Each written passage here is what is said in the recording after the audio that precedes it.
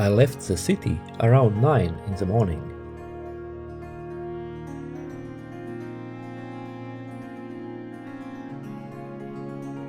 I had slept well and had a delicious breakfast.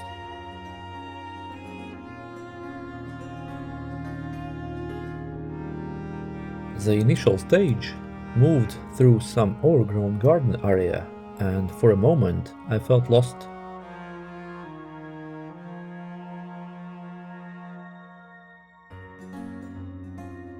The sky was a little cloudy, thus the air temperature had dropped significantly, and walking was easier.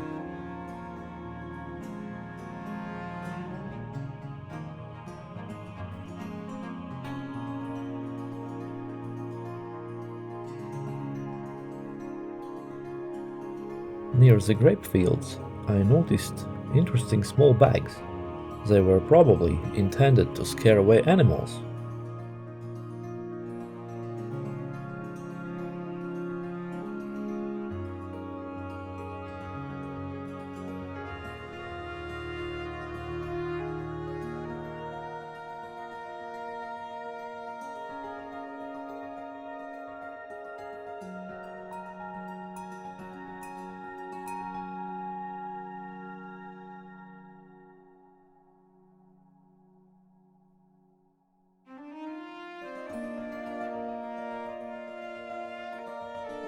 The landscapes finally started to become more mountainous and wild.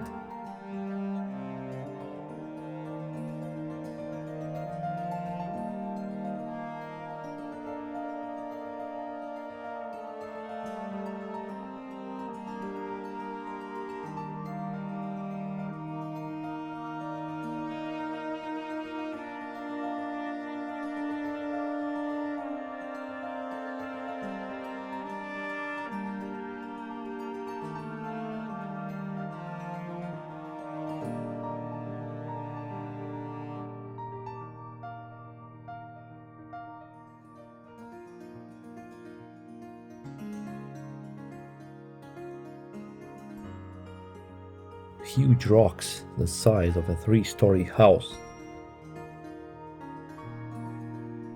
and a beautiful river in which some kind of fish definitely live.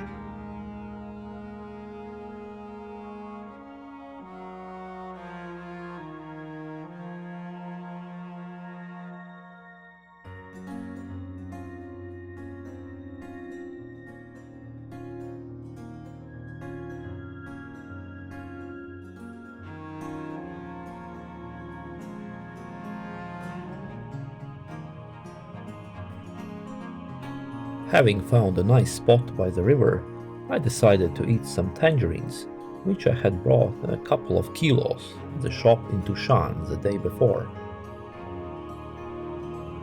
By approaching the village and seeing the castle above the village in the distance, I decided not to climb up.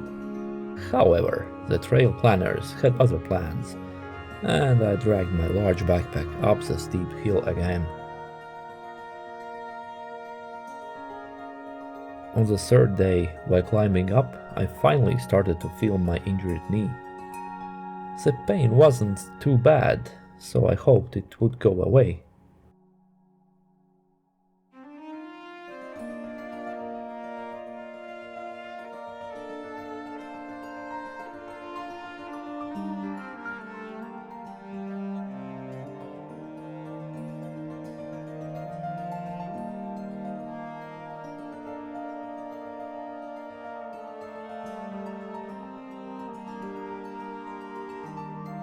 The castle was built in 1026. There is not much evidence of the importance of this castle in Cathar history, except that Chabert de Barbaera, companion in arms of Olivier de Thémé, protector of the Cathars and lord of Caribus, seized the place during the Albigensian Crusade.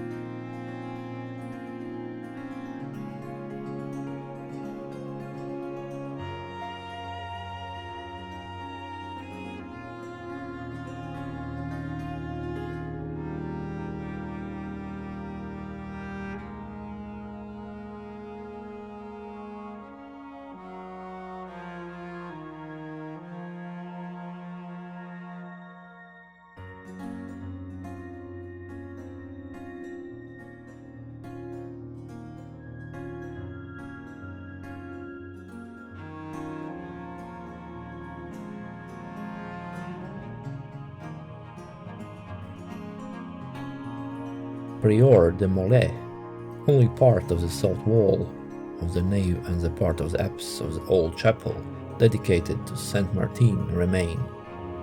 It is said that the site was destroyed during an earthquake, perhaps in the year 1428. But right now I was more worried about the upcoming storm than the earthquakes, which, judging by the overcast sky, threatened to reach me sooner than the weather forecast had predicted. Another castle was visible in the distance on the hill. As I understand, it was Peyrepertuse. Finally, I found a place where I could pitch 1,000,000 tents, lots of flat places. Cowslips are very good plants for tea. The tea made from them helps perfectly with cough and colds. After some time walking, I could see the Caribus castle in the distance.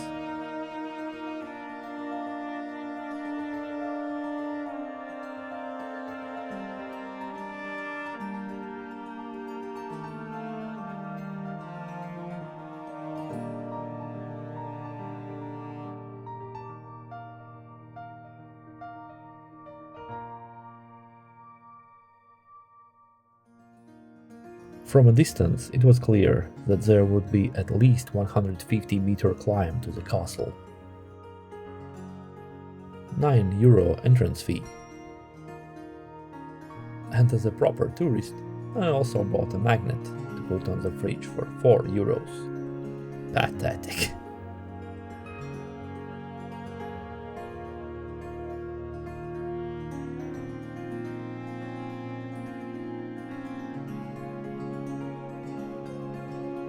The climb to the castle was not easy.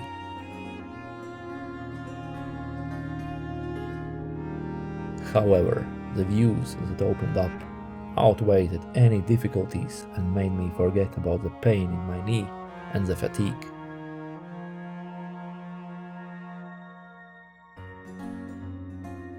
Caribus Castle is first mentioned in the year 1020 in the last will and testament of Taillefer, Count of Besalú. In year 1111, the county of Besalú came under the feudal lordship of Count of Barcelona, who became King of Aragon in year 1162. Caribus thus became a frontier fortress guarding Aragon from the north. During the crusade against the Cathars, the castle became a refuge for some leading Cathars.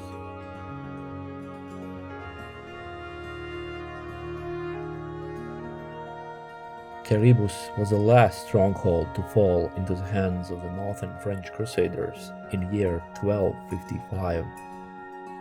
Its final defense was led by Chabert de Barbaera. The castle was then absorbed into the Kingdom of France.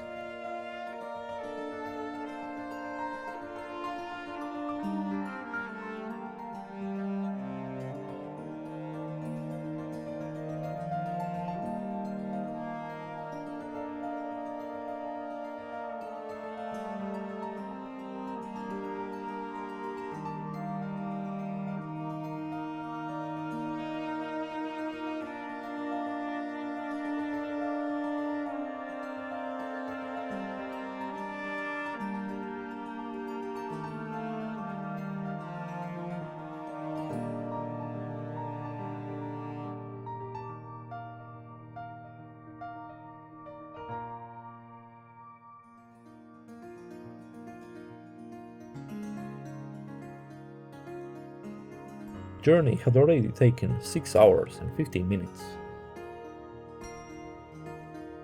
The path down to Tuchan was at times almost vertical, but I had no time to linger. A massive storm was approaching. I had to hurry and thus take a risk. At times stumbling and falling, I rolled down the steep cliff, trying to maintain my balance and to win the battle with time. As I approached Tuchan, the rain became more intense. The rain continued in the village, but I didn't have time to put on my rain jacket. After all, a little rain can be tolerated, but a strong storm would be more difficult. So I continued walking as fast as I could, even up the steep hill to the village. 7 hours and 30 minutes on the way.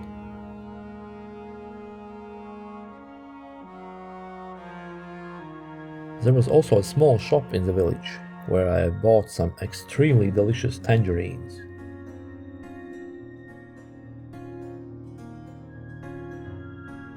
They turned out to be the best tangerines of the entire trip.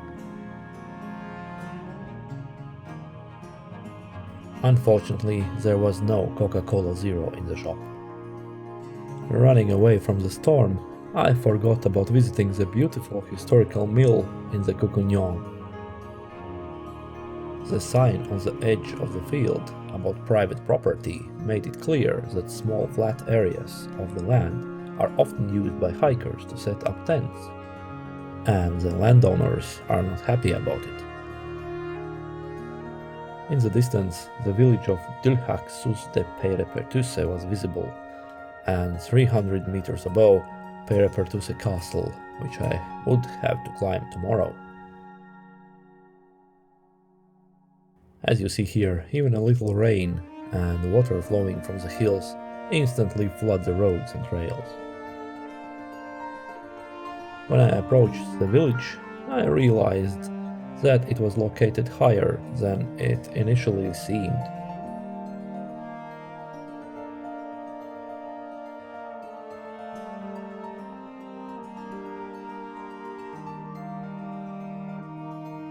A sign indicates that the village is not lit at the night, so to save electricity.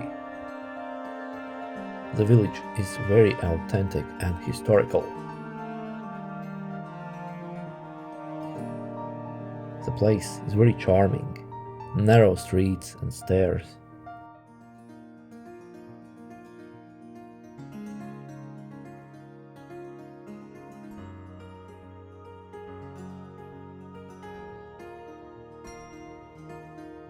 This building probably houses a butcher shop. Although the initial information was that there was no real shop in the village, I found a charming little shop with kind owners. In the shop, I bought not only snacks for the further journey, but also Coca-Cola Zero. Now I could finally go to the accommodation.